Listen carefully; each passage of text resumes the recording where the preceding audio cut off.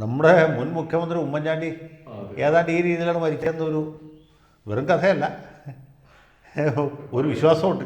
വിശ്വാസം അത് തീർത്തും അടിസ്ഥാനരഹിതമല്ലാത്ത ഒരു നറേറ്റീവുണ്ട്. അവിടുത്തെ പ്രധാനപ്പെട്ട ആളുകൾ ഉമ്മൻചാണ്ടി, തിരുവഞ്ചൂർ രാധാകൃഷ്ണൻ, പിണറായി വിജയൻ ഒക്കെയാണ്. പിണറായി വിജയൻ അവിടെ ചെന്നിട്ട് ഈ ഹെവൻലി ഫീസ്റ്റ് നടന്ന ആൾ യേശു ക്രിസ്തുവിനോട് കമ്പയർ ചെയ്ത് വലിയ പ്രസംഗം നടത്തി. മൊത്തത്തിൽ കേരളത്തിലെ രാഷ്ട്രീയത്തിൽ വലിയൊരു ചലനം ഉണ്ടാക്കിയിട്ടുണ്ട്. പല ഘടകങ്ങളിലൊരു പ്രധാനപ്പെട്ട ഘടകം അത് കുറേ ഇവർ അങ്ങനെ തന്നെ പൊട്ടിക്കുന്നു, കരയോടുകൂടി പറിച്ചുകൊണ്ട് പോകുന്നു. ദൈവത്തിലെ യാതൊരു വിശ്വാസവും ഇല്ലാത്തവരും, ദൈവമില്ല എന്ന് ഉറപ്പുള്ളവരും, ദൈവത്തിന് അമാനുഷികമായ ഒരു ശക്തിയോ ഈ സ്വാധീനമോ ഇല്ല എന്ന് ഏറ്റവും ഉറപ്പുള്ള ആളുകൾ അവിടുത്തെ പൂജാരിമാരായിരിക്കും. അതിന് കൃത്യമായി ഒരു വിശദീകരണം കൊടുക്കാനായിട്ട് CPM ഇന്നും ഒരു പറ്റിയിട്ടില്ലല്ലോ. ഏറ്റുമുട്ടലിൽ കൊല്ലപ്പെട്ടു ആളുകൾക്ക് എല്ലാവർക്കും അറിയാം ഇത് എങ്ങനെയാണ് ഏറ്റുമുട്ടലുണ്ടായിരുന്നു, എങ്ങനെയാണ് കൊല്ലപ്പെട്ടത്.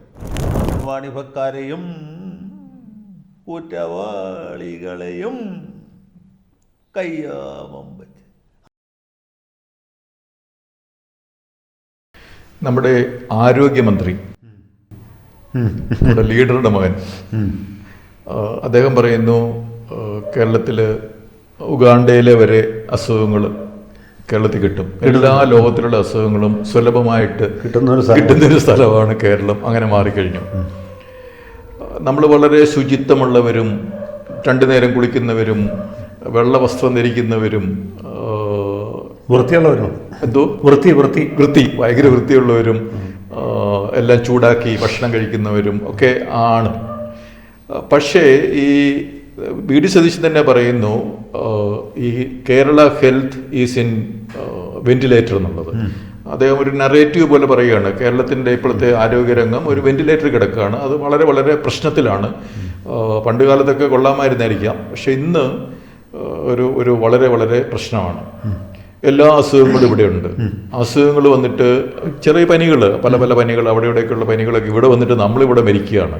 അതുപോലെ ഏതോ ഈ ബാറ്റ്, അത് കോഴിക്കോട് ഒരു ഏരിയയിൽ സ്ഥിരമായിട്ട് അതെ, അവിടെ വന്നിട്ട് സ്ഥിരമായിട്ട് അവിടെ ആളുകളെ അറ്റാക്ക് ചെയ്യുന്നു.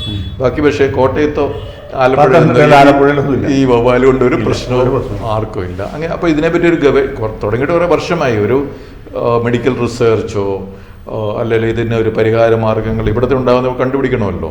അപ്പം ഈ ആരോഗ്യരംഗം ഇങ്ങനെ വെന്റിലേറ്ററിലായി എന്ന് മുഖ്യമന്ത്രി തന്നെ പറയുന്നു. ആരോഗ്യമന്ത്രിയും പറയുന്നു, പ്രഗത്ഭനായ ആരോഗ്യമന്ത്രിയാണ്. അപ്പോൾ അദ്ദേഹം പറയുന്നു ഇത് ഒരു എല്ലാ അസുഖങ്ങളും ഇവിടെ ഉണ്ട്. അതുപോലെ അദ്ദേഹം പറയുന്നത് ഇപ്പോൾ തിരുവനന്തപുരം കോർപ്പറേഷനിലുള്ള ആളുകൾ അവരെ തമ്മിൽ അടിച്ചുകൊണ്ടിരുന്നു കഴിഞ്ഞാൽ ഇവിടെ ഇവിടെ ഒരു ആരോഗ്യരംഗത്തിന് പ്രശ്നമാണല്ലോ. കൊതുകുണ്ടാകും, അതുണ്ടാകും, ഇതുണ്ടാകും, ശുചിത്വം ഉണ്ടാവില്ല, ഓടയിൽ കൂടെ വെള്ളം പോകത്തില്ല, അങ്ങനെയൊക്കെയുള്ള കുറേ പ്രശ്നങ്ങൾ. അപ്പം ഈ ആരോഗ്യമാണല്ലോ ഏറ്റവും വലിയൊരു പ്രധാന കാര്യം. നമുക്കിവിടെ ഈ ആയുഷ് എന്ന് പറയുന്ന വലിയ ആയുർവേദ സെന്റർ, കോട്ടയ്ക്കൽ പോലെയുള്ള അങ്ങനത്തെ വലിയ സെക്രട്ടറിലോ എല്ലാവരും ഇവിടെയാണ് ചികിത്സിക്കാൻ വേണ്ടി വരുന്നത്. അതുകൊണ്ട് പക്ഷേ നമ്മുടെ ആരോഗ്യരംഗം എന്തുകൊണ്ടാണ് ഇങ്ങനെ ഒരു വെന്റിലേറ്ററിലായി എന്ന് മുഖ്യമന്ത്രി തന്നെ പറയുന്ന ഒരവസ്ഥ? അല്ല, അതിൽ പല ഘടകങ്ങളുണ്ട്. ഒന്നാമത് ഈ ആരോഗ്യരംഗത്ത് കേരളം ഒരു മുന്നേറ്റം ഉണ്ടാക്കിയിട്ടുണ്ടെന്നുള്ളതിൽ സംശയമില്ല. അതിപ്പോൾ UDF സർക്കാരിൻ്റെയോ LDF സർക്കാരിൻ്റെ മേന്മ കൊണ്ടല്ല, വളരെ കാലങ്ങളായിട്ട്. അതിൻ്റെ കാരണം വിദ്യാഭ്യാസം ഉണ്ടായിരുന്നു എന്നുള്ളതാണ്. വിദ്യാഭ്യാസത്തിൽ നിന്നുള്ള ഒരു സോഷ്യൽ അവയർനെസ് ഉണ്ടാകുന്നത്, അതിൽ നിന്നാണ് മൊത്തത്തിൽ പുരോഗതി ഉണ്ടാകുന്നത്. അപ്പോൾ വിദ്യാഭ്യാസം ആണ് പുരോഗതിയുടെ ആദ്യത്തെ ലക്ഷണം. വിദ്യാഭ്യാസം ഉണ്ടാകുന്നതനുസരിച്ച് ആരോഗ്യത്തെക്കുറിച്ച് ആളുകൾ ബോധവാന്മാരായിരുന്നു. അതിൻ്റെ ഭാഗമായിട്ട് ആശുപത്രികൾ സ്ഥാപിച്ചു. ഇപ്പോൾ പാമ്പ് കടിച്ചാൽ വിഷകാരിയുടെ അടുത്തല്ല ആശുപത്രിയിൽ പോകണം എന്ന ബോധ്യം ഉണ്ടാകും. അതുപോലൊരു സംഗതി അത് തിരുവിതാംകൂർ ഭാഗത്ത് പണ്ടുതൊട്ടേ ഉണ്ടായിരുന്നു. പിന്നീട് മലബാർ ഭാഗത്തേക്ക് അത് വ്യാപിച്ചു. മെഡിക്കൽ കോളേജുകളുണ്ടായി, ആശുപത്രികളുണ്ടായി, സർക്കാർ ആശുപത്രികൾ, പ്രൈവറ്റ് ഹോസ്പിറ്റൽസ് ഒരേ സമയത്ത് വന്നു. പിന്നെ സർക്കാർ സംവിധാനത്തിൽ തന്നെ ജില്ലാ ആശുപത്രികൾ, അതിൻ്റെ താഴെ താലൂക്ക് ആശുപത്രികൾ, കമ്മ്യൂണിറ്റി ഹെൽത്ത് സെൻ്ററുകൾ, പ്രൈമറി ഹെൽത്ത് സെൻ്ററുകൾ. അപ്പോൾ ഒരാൾക്കൊരു അസുഖം വന്ന ചികിത്സ കിട്ടാത്ത പ്രശ്നമില്ല, വിദഗ്ധ ചികിത്സ കിട്ടാനും വളരെ ബുദ്ധിമുട്ടില്ല. സർക്കാർ സംവിധാനങ്ങൾ അതിന് വളരെയധികം മെച്ചപ്പെട്ടു. എറണാകുളം ജനറൽ ആശുപത്രി ഒരു 15 കൊല്ലം മുമ്പ് കിടന്നിരുന്ന സ്ഥലത്ത് ഇപ്പോൾ പോയി അതിനകത്ത് പാമ്പ് പിടിച്ചടിക്കായിരുന്നു. ഇപ്പം മാറിപ്പോയി. ഇപ്പം മൊത്തം കാര്യങ്ങളും നന്നായിട്ട് വലിയ പുരോഗതി ഉണ്ടായിട്ടുണ്ട് ആ രംഗത്തൊക്കെ. അതൊക്കെ ഒരു വലിയ കുതിച്ചുചാട്ടം തന്നെ ഉണ്ടായിട്ടുണ്ട്. രാജ്യത്ത് വേറെ ഏത് സ്ഥലത്തേക്കാളും ഈ ആരോഗ്യരംഗത്ത് മൊത്തത്തിൽ ഒരു പുരോഗതി ഉണ്ട്. പിന്നെ പ്രൈവറ്റ് മേഖലയിൽ പോലും ഈ 5 സ്റ്റാർ ഹോസ്പിറ്റൽ അല്ലെങ്കിൽ 7 സ്റ്റാർ ഹോസ്പിറ്റലുകൾ ഒക്കെ വ്യാപകമായിട്ട് വന്നു. അവിടെ ചികിത്സയ്ക്ക് പോയി കഴിഞ്ഞാൽ പറമ്പിൻ്റെ ആധാരം കൊണ്ട് പോകേണ്ടി വരും. അല്ലെങ്കിൽ പിന്നെ ചില സ്ഥലത്തൊക്കെ പോവുകയാണെങ്കിൽ നമ്മുടെ പറമ്പിൻ്റെ മാത്രം പോലെ അടുത്ത വീട്ടിലെ ആധാരം കൂടി കൊണ്ടുപോയിട്ടുണ്ട്. അതൊക്കെ ആ വകയൊക്കെ ഉണ്ട്, ഞാനത് ഇല്ലെന്നല്ല പറഞ്ഞു. പക്ഷേ എന്നാൽ പോലും എല്ലാ തരത്തിലുള്ള രോഗങ്ങൾ നമ്മുടെ നാട്ടിലുണ്ട്. ഇപ്പോൾ west Nile fever, west Nile എന്ന് പറയുന്നത് എവിടെ? ഈജിപ്തിലോ അല്ലെങ്കിൽ സുഡാനിലോ എവിടെയോ അവിടെയുള്ള മരുന്ന് ആ പനി ബാധിച്ചപ്പോൾ ആലുവയിൽ ഒരാൾ മരിച്ചു കഴിഞ്ഞ ആഴ്ച. മനസ്സിലായി? വെസ്റ്റ് നൈൽ ഫീവർ ആലുവയിൽ പ്രത്യക്ഷപ്പെടുന്ന കാലമാണ്. ഇതൊക്കെ എങ്ങനെ ഉണ്ടാകുന്നതെന്ന് ചോദിച്ചാൽ പല സാഹചര്യങ്ങളിൽ ചിലപ്പോൾ ഈ പ്രവാസികളിൽ നിന്ന് വന്നായിരിക്കാം, അല്ലെങ്കിൽ വേറെ രീതിയിൽ പടർന്നതായിരിക്കാം, അല്ലെങ്കിൽ കപ്പലിൽ കയറി കൊതുകോ അല്ലെങ്കിൽ അങ്ങനെ രോഗം പരത്തുന്ന പല സാധനങ്ങളും വന്നായിരിക്കാം, നമുക്കറിയില്ല. അപ്പോൾ അങ്ങനെ പല സാധനങ്ങളും ഉണ്ടാകുന്നുണ്ട്. പിന്നെ തക്കാളിപ്പനി, കുരങ്ങ് പനി, ഡെങ്കുപ്പനി, ഇങ്ങനെയുള്ള സാധനങ്ങളൊക്കെ ഉണ്ട്. പന്നിപ്പനി, പക്ഷിപ്പനി, ഒരു സമയത്ത് കുട്ടനാട്ടിലെ താറാവുകളെ മുഴുവൻ കൊന്നവർക്കല്ലേ. അപ്പോൾ ഇങ്ങനെയുള്ള പലതരത്തിലുള്ള സാംക്രമിക രോഗങ്ങളും മറ്റു രോഗങ്ങളും ഉണ്ടാകും.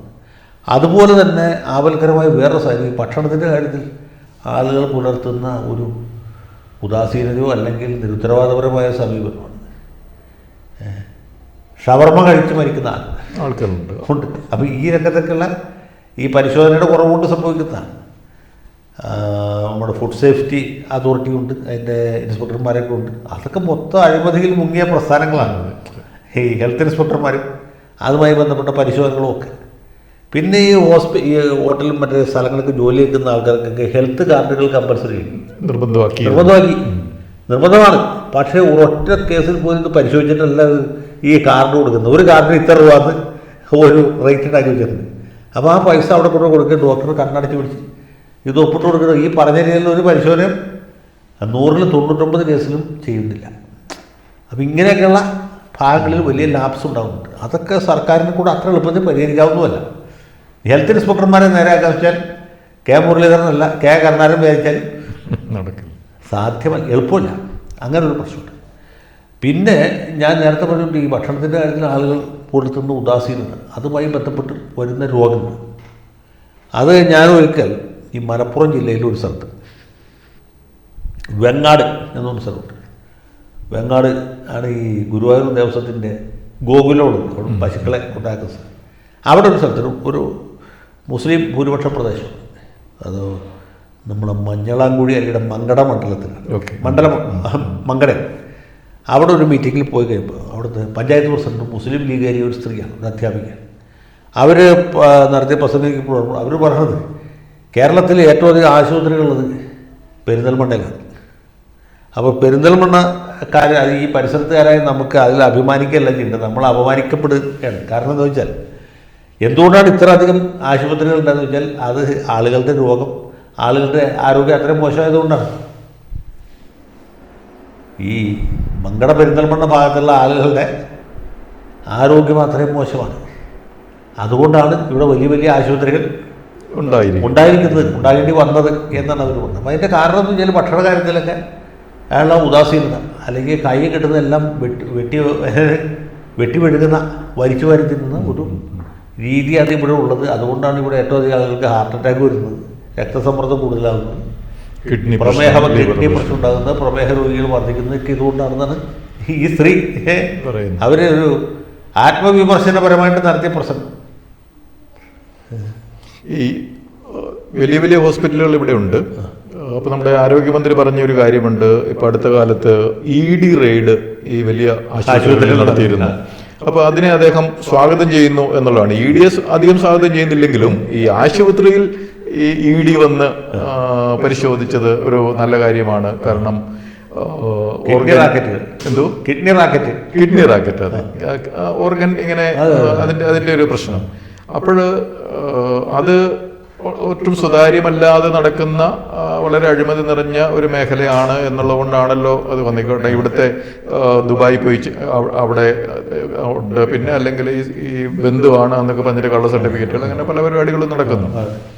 അപ്പോൾ ഈ വൻകിട ആശുപത്രികൾ കുറേയധികം ഇവിടെ ഉണ്ട്. 5 സ്റ്റാർ ആശുപത്രികൾ എന്നൊക്കെ പറയുന്നത് പോലെ ആസ്ട്ര മെഡിസിറ്റി അല്ലെങ്കിൽ ലേക്ക് ഷോർ ആശുപത്രി, കിംസ് ഒക്കെ ആ ലെവല്. ഈ അവിടെ എല്ലാവർക്കും പോയി ചികിത്സിക്കാൻ പറ്റില്ല. അതാ ഞാൻ പറഞ്ഞ ആധാരം കൊണ്ടുപോകണം. ആധാരം കൊണ്ടുപോകണം, അതെ. പക്ഷേ ഇൻഷുറൻസിൻ്റെ, ഹെൽത്ത് ഇൻഷുറൻസിൻ്റെ, മെഡിക്കൽ ഇൻഷുറൻസിൻ്റെ ഒരു സ്പ്രെഡ് കേരളത്തിൽ 15% ഉള്ളൂ എന്നുള്ളതാണ് മുഖ്യമന്ത്രി തന്നെ പറയുന്നത്. 15% ഉള്ളൂ. അപ്പോൾ 85% ആളുകൾക്കും ഇൻഷുറൻസ് ഇല്ല. ആയുഷ്മാൻ ഭാരതൊക്കെ ഉണ്ടെങ്കിലും പിണറായി വിജയൻ സർക്കാർ അത് നടപ്പാക്കുന്നതിൽ ഒരു ശുഷ്കാന്തി കാണിച്ചിട്ടില്ല. ഇപ്പോൾ വീണ്ടും 25 ലക്ഷത്തിൻ്റെ അതെ പുതിയ ഇൻഷുറൻസ് വരുമെന്ന് പറയുന്നു. പണ്ട് KM മാണിയൊക്കെ ലോട്ടറിയുമായിട്ട് ബന്ധപ്പെട്ട് കാരുണ്യ ഇൻഷുറൻസ് എന്ന് പറഞ്ഞൊരു പരിപാടി ഉണ്ടായിരുന്നു. പക്ഷേ അതൊക്കെ പിന്നീട് ഒരു കൊള്ളാമായിരുന്നു, പക്ഷേ അങ്ങ് മുന്നോട്ട് അധികം പോയില്ല. അപ്പോൾ ഇപ്പോൾ 25ആണ്. അപ്പം അത് നടപ്പാക്കിയാൽ വളരെ നല്ല കാര്യമാണ്. തീർച്ചയായിട്ടും ഈ 100% ആൾക്കാർക്കും ഇൻഷുറൻസ് 25 ലക്ഷം രൂപ വെച്ച് കിട്ടിയാണ്. ഇപ്പം പഞ്ചാബിലാണെങ്കിൽ അവിടുത്തെ AAP സർക്കാർ 10 ലക്ഷം രൂപ എല്ലാവർക്കും ഇൻഷുറൻസ് സ്റ്റേറ്റ് ഗവൺമെൻറ് നടപ്പാക്കിയിട്ടുണ്ട്. മറ്റ് പല സംസ്ഥാനങ്ങളിലും അങ്ങനെയുണ്ട്. അപ്പോൾ നമ്മളുടെ ഇവിടെ നമ്മൾ ഹെൽത്തിൽ വളരെ മുന്നിലാണെങ്കിലും എല്ലാവർക്കും ആഗ്രഹമുണ്ടല്ലോ ഏറ്റവും നല്ല ആശുപത്രിയിൽ അവിടുത്തെ ഏറ്റവും വലിയ ഡോക്ടർമാരും സ്പെഷ്യലിസ്റ്റും ഒക്കെ അവിടെയാണ് ഉള്ളത്. അവിടെയാണ് ഏറ്റവും നല്ല എക്യുപ്മെൻറ്റ്സ് ഉള്ളത്. അവിടെ ചെന്നാലാണ് ഇപ്പോൾ ചില ആശുപത്രിയിലൊക്കെ TMT ചെയ്തുകൊണ്ടിരിക്കുമ്പോൾ തന്നെ ആൾ കുഴഞ്ഞു വീണ് മരിക്കുന്ന അവസരം സർക്കാർ ആശുപത്രിയിലുണ്ട്. പക്ഷെ മറ്റാണെങ്കിൽ അതിനൊക്കെ നല്ല നിരീക്ഷണവും നല്ല എക്യുപ്മെൻറ്റും അങ്ങനെയൊക്കെ ഉണ്ടാകും. അപ്പോൾ എല്ലാവർക്കും അങ്ങനെ ആഗ്രഹമുണ്ടാകും. പക്ഷെ അതിന് പറ്റില്ല. അപ്പോൾ ഈ ഇൻഷുറൻസ് കവറേജ് കേരളത്തിൽ വിദ്യാഭ്യാസം ഉണ്ടെങ്കിലും എന്തുകൊണ്ടാണ് ഈ 15% മാത്രം ആയി നിൽക്കുന്നത്? അല്ല, അതിനെക്കുറിച്ച് ആളുകൾക്ക് വേണ്ടത്ര അറിവില്ലാത്തതുകൊണ്ടോ അല്ലെങ്കിൽ ഇത് ഇൻഷുർ ചെയ്യപ്പെടേണ്ട ഒന്നാണ് നമ്മുടെ ആരോഗ്യം എന്ന് അറിവില്ലാത്തതുകൊണ്ടായിരിക്കും. പിന്നെ നമുക്ക് അസുഖമൊന്നും വരില്ല എന്നുള്ള വിശ്വാസം. പിന്നെ എനിക്ക് പ്രത്യേകിച്ച് ആരും അസുഖമില്ല. പിന്നെ ഞാനിത് ഇൻഷുറൻസ് എടുക്കുന്നത് നല്ല കാര്യം. ഈ ആരോഗ്യമന്ത്രി പറഞ്ഞ ED ഒരു കാര്യത്തിൽ പറഞ്ഞപ്പോൾ ഇപ്പം പിണറായി വിജയൻ്റെ മകളെ ഇപ്പോൾ ED ചോദ്യം ചെയ്തുകൊണ്ടിരിക്കുന്ന ഒരു സമയമാണല്ലോ. അപ്പോൾ ഈ മകളെ ചോദ്യം ചെയ്തൊരു സ്റ്റേജ് എത്തിക്കഴിഞ്ഞാൽ അതായത് അതുമായി ബന്ധപ്പെട്ട ഒരു തമാശ ഇപ്പോൾ പ്രചരിച്ചിട്ടുള്ളത്, പിണറായി നിയമസഭയിൽ VD കണ്ട് വിറയ്ക്കുന്നു, മകൾ EDയുടെ മുമ്പിൽ വിറയ്ക്കുന്നു എന്ന്. അപ്പോൾ ഈ മകള് പൈസ വാങ്ങിച്ചിട്ടിരിക്കുന്നത് ഈ അപ്പൻ മുഖ്യമന്ത്രി ആയതുകൊണ്ടാണല്ലോ. അല്ലെങ്കിൽ ആരെങ്കിലും പൈസ കൊടുക്കുമോ? അപ്പൊ ഈ അപ്പനെയും ED വിളിക്കണ്ടേ? അടുത്ത സ്റ്റേജിൽ വിളിക്കും. പക്ഷേ അപ്പനെ വിളിക്കാൻ EDക്ക് ആദ്യം ഒരു മകളുടെ വീട്ടിൽ മകളുടെ ഒരു ഇത് വന്നപ്പോഴത്തേനും എല്ലാവരും കൂടി അവരെ ഇടിച്ച് അവരുടെ വണ്ടി ഇടിക്കുകയും നശിപ്പിക്കുകയൊക്കെ ചെയ്യുകയും തടയുകയൊക്കെ ചെയ്തു. അപ്പം പിണറായി വിജയനെ വിളിച്ചു കഴിഞ്ഞാൽ ഇവിടെ ഭൂകമ്പം ഉണ്ടാവും എന്നുള്ളൊരു പേടി EDക്ക് ഉണ്ടാവും. EDക്ക് അങ്ങനെ പേടിയൊന്നും ഉണ്ടാവില്ല. അവര് തെളിവുകളെല്ലാം ശേഖരിച്ചുകൊണ്ടിരിക്കുകയല്ലേ. മാത്രമല്ല ഈ കേന്ദ്ര ഏജൻസികൾ ഒരാളെ പിടിക്കണമെന്ന് വിചാരിച്ചാൽ പിന്നെ അത് എത്ര വലിയ ആളാണെങ്കിലും അവർ പിടിക്കും. ഇപ്പം P. ചിദംബരത്തിൻ്റെ വീട്ടിൽ CBI ചെന്ന് ഓർമ്മയില്ല, മതിൽ ചാടിയാണ് കേട്ടത്. പോക്കറ്റടിക്കാരെയൊക്കെ പിടിക്കുന്ന പോലെ ചിദംബരത്തിനെ മതിൽ ചാടി ചെന്ന് പിടിച്ച് ജാമ്യം കിട്ടാതെ 106 ദിവസം ജയിലിൽ കിടന്നു. തിഹാർ ജയിലിൽ പായ വിരിച്ചിരുന്നു. ചിദംബരം ആലോചിക്ക്, ചെറിയ ആളല്ല. അദ്ദേഹം രാജകുടുംബാംഗമാണ്, ഹാർവാർഡിൽ പഠിച്ച ആളാണ്. സുപ്രീം കോടതിയിലെ മുൻനിര വക്കീലാണ്, അദ്ദേഹത്തിൻ്റെ ഭാര്യ വക്കീലാണ്. അതെ, അമ്മായി അച്ഛൻ സുപ്രീം കോടതി ജഡ്ജിയായിരുന്നു. 10 കൊല്ലം രാജ്യത്ത് പ്രധാനപ്പെട്ട പോർട്ട്ഫോളിയോ ഭരിച്ച ആളാണ്. ആദ്യത്തെ 5 കൊല്ലം, ആദ്യത്തെ 4 കൊല്ലം ഫിനാൻസ് ആയിരുന്നു, പിന്നത്തെ 6 കൊല്ലം ഹോമായിരുന്നു. അത്രയും കേമപ്പെട്ട ചിദംബരത്തിനെ മതിൽ ചാടി ചെന്ന് പോലീസ് അറസ്റ്റ് ചെയ്യണമെങ്കിൽ സംസ്ഥാന സർക്കാരും അറസ്റ്റ് ചെയ്തിട്ടുണ്ട്. നമ്മുടെ ജയലളിത ഭരിക്കുന്ന സമയത്ത്